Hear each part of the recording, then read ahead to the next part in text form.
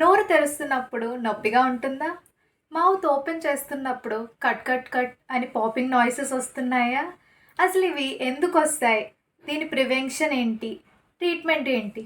ఈ వీడియోలో తెలుసుకుందాం. Hello everyone, this is doctor మేఘ్నా, యువర్ డెంటిస్ట్. ఇది మన జాలో ఉండే జాయింట్.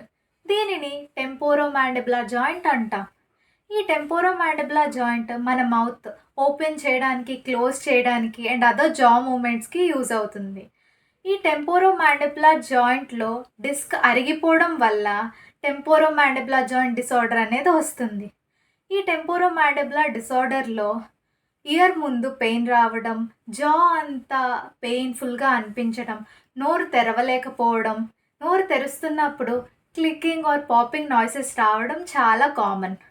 ఇవి యూజువల్గా స్టూడెంట్స్లో చూస్తాము. స్టూడెంట్స్ చాలా స్ట్రెస్ తీసేసుకొని ఎగ్జామ్స్ ముందు ఈ కండిషన్తో వస్తూ ఉంటారు. స్ట్రెస్లో పళ్ళు బాగా కొరికేస్తూ ఉంటారు. చాలామంది రాత్రిపూట టీత్ గ్రైండింగ్ చేస్తారు. దీనినే బ్రక్సిజం అంటాం.